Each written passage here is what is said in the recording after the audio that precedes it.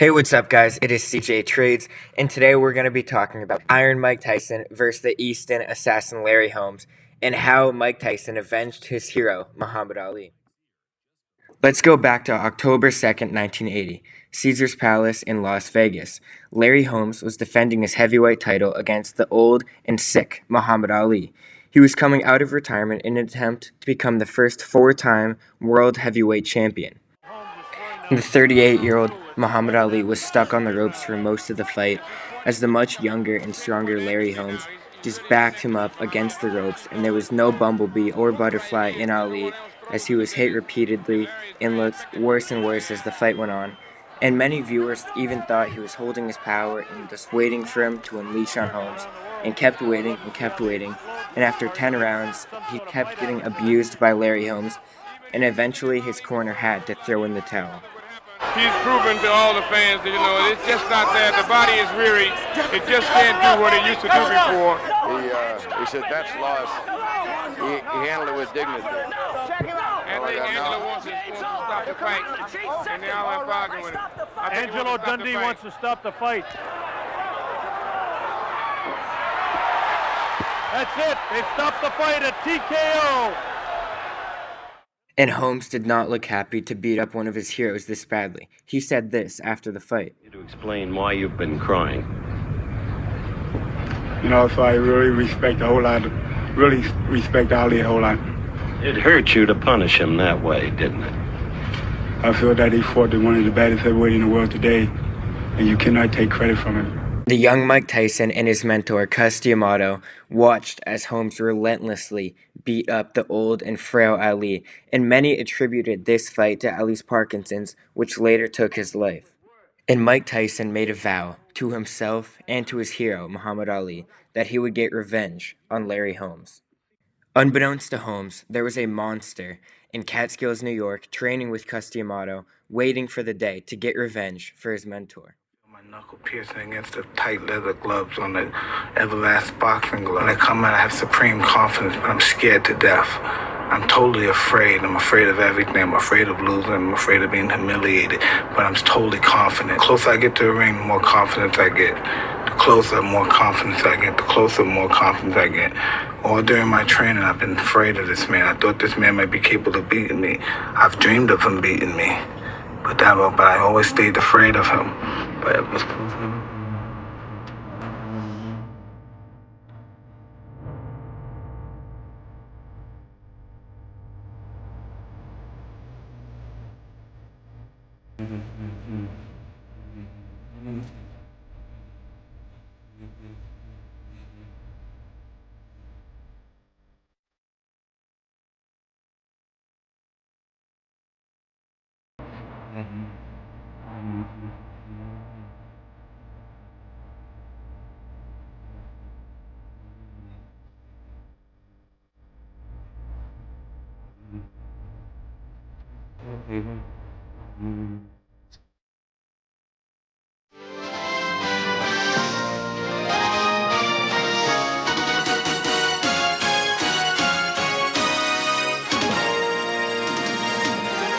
Two prolific champions, two distinct eras in heavyweight history.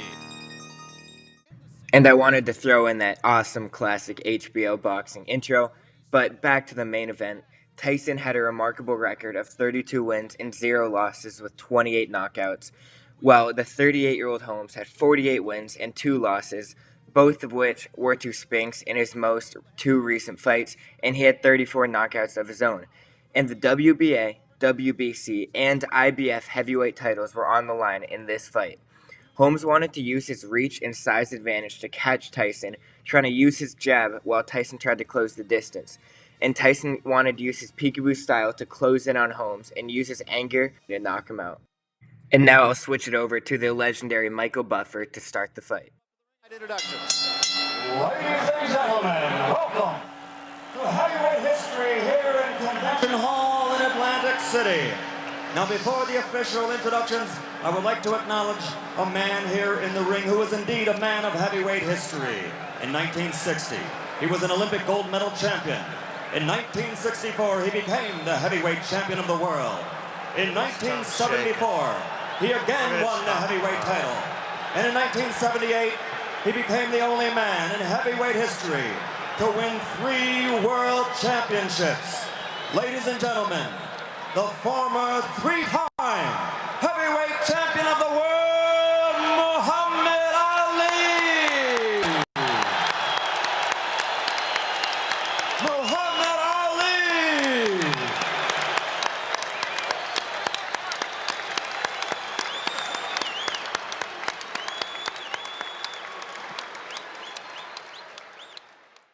And as you can see, a visibly weaker and older Ali was in the ring to give encouragement to Mike Tyson. Black trunks, weighing 215 3/4 pounds, from Catskill, New York, which is the hometown of the late great trainer of champions, Cus D'Amato. His professional record, a perfect 32-0, 28 KOs, 23 KOs in 4 rounds or less, and 16 knockouts in the first round. Ladies and gentlemen, I present you the undefeated, undisputed heavyweight champion of the world, Iron Mike Tyson.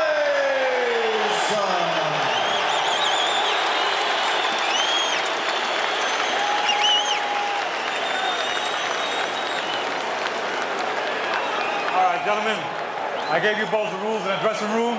Remember what I told you, I'm here to enforce my rules. Obey my commands at all times. Any questions? All right, shake hands, good luck to both. And enough talking about it, let's get to the fight. And the fight immediately starts with Tyson running out at Holmes, and then Holmes immediately clinching on the side of the ring, a theme that will follow a lot throughout the fight. And round 1 continued with clinching, and more clinching from Holmes, as he was trying to slow down Tyson and limit his power early on. And round 1 ends with a unanimous 10-9 to Tyson, as Holmes' strategy of clinching and avoiding the power from Tyson wasn't really working, as Tyson's peekaboo strategy was getting inside of Holmes in his shield. And it was a light offensive round, as Tyson only landed 39% of 31 punches, with only 12 of them landing, and Holmes fared even worse with the stats, with only 10 punches thrown and 3 landed, where he really couldn't connect anything on offense, and Tyson's pressure was too much for him. Holmes knew that the much smaller and younger Tyson was going to try and close in the distance early and finish the fight early, so Holmes wanted to keep him on the outside, land his jabs with his much bigger reach over Tyson, and connect on the outside as Tyson tried to close in on the distance. And as the scorecards read 10-9 all to Tyson, round 2 continues with the same, as Tyson closes in angry and Holmes clinches right away to avoid the power from Tyson. And after a lackluster first round, Holmes really wasn't exciting the fans. Tyson was trying to close in early, but was doing the best he could against the bigger Holmes. And Holmes began to get a little bit nervous, as you can tell in the fight, as he keeps clinching, he keeps avoiding Tyson, and he realizes that Tyson's peekaboo strategy, and Tyson is just too fast for him. And his long and sluggish jabs are not going to be able to keep Tyson at bay, as Tyson keeps going inside, like an inside fighter that he is, and getting inside the reach of Holmes. And Tyson was an in-fighter who uses his pressure and his power to get inside of the reach of the bigger and taller guys that he faced. It's a big reason why he developed his peekaboo style with trainer Kevin Rooney, is because the shorter Tyson could get inside the reach of taller fighters. And after round 2, another lackluster round, neither could connect on offense, and another 10-9 to Tyson as he kept the pressure on Holmes throughout the round. And the bell to round 3 rings as every scorecard reads 20-18 for Tyson. And especially in this time, but Tyson was used to knocking down his opponents in the first 3 rounds and finishing the fights early. So him, his corner, and the fans were getting a little anxious as the fight was not ending or even getting close to it. Winging those shots because they become telegraphed because of frustration. Tyson using a long left jab, much more than we've seen him do in his last 2 or 3 fights. See, Larry Holmes, Barry's trying to time Tyson coming in. That's the right hand. Tyson says, no, it didn't hurt. That usually means it hurt. And Tyson's early fight aggression began to slowly wane away as Holmes started to land that long jab. and Tyson was becoming a little unorthodox and looking a little angry as he changed up his normal strategy of trying to get inside of Holmes' jab, and he began jabbing by himself, a strategy that wasn't really working against the longer Holmes. A little bit of movement. And just waiting and trying to time Mike Tyson, and he has done it a couple of times. Hasn't hurt Tyson, but he has caught him a couple of times. There's a right hand lead by Tyson. That fell short. Caught Larry on the shoulder. Left hand caught Holmes ducking in, but no damage.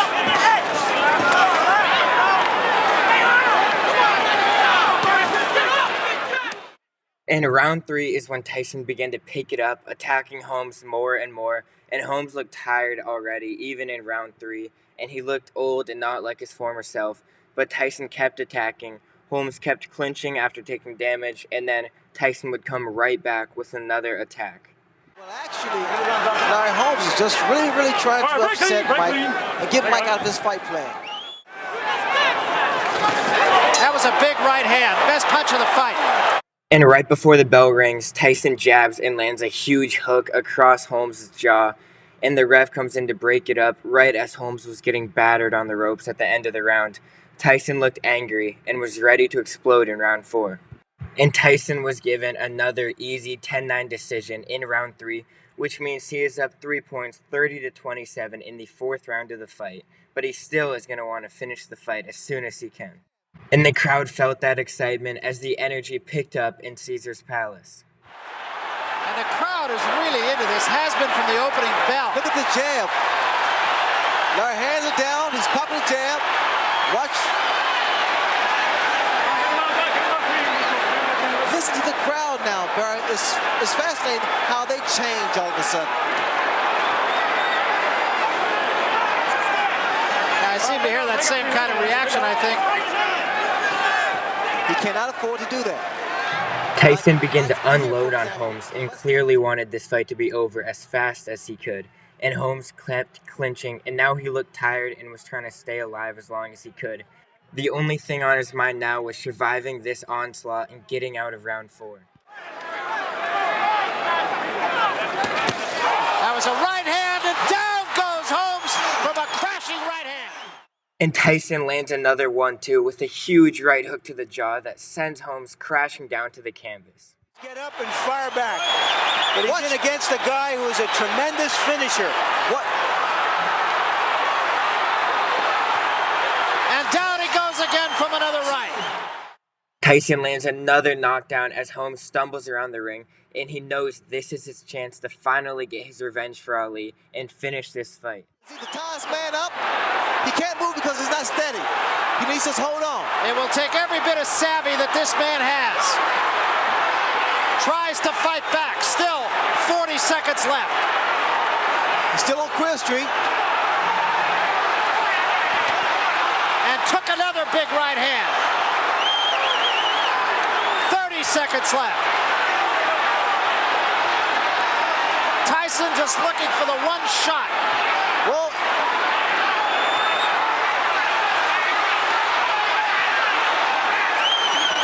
15 seconds left. Tyson still has to be careful because Larry. Oh, that shot. That's huge it. Right hand. That should be it. And down goes Holmes. I'm going to be in. It's over. That's all. And Holmes went from bouncing around the ring like Ali to bouncing off the canvas 3 times as he fell just 6 seconds short of getting out of the round. And as Mike Tyson once said, I eat your asshole alive, you bitch. Wrong. This is what he said. You're sweet. I'm gonna make sure you kiss me good with those big lips. My bad. This is what he really said. Mike, were you really sick this week? What was the problem? I broke my back.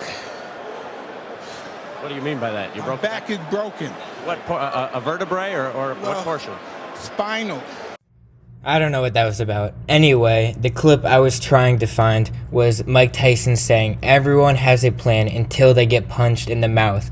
And Larry Holmes had a plan to jab at Tyson, defend from far away, don't let him get inside. But unfortunately for Larry Holmes, he got punched in the face. And Mike Tyson did this all for Muhammad Ali, his mentor. they said, you know you got to avenge Ali, right? I said, yes. Wow. I was only 14, they put all that on me. You know you got to avenge him.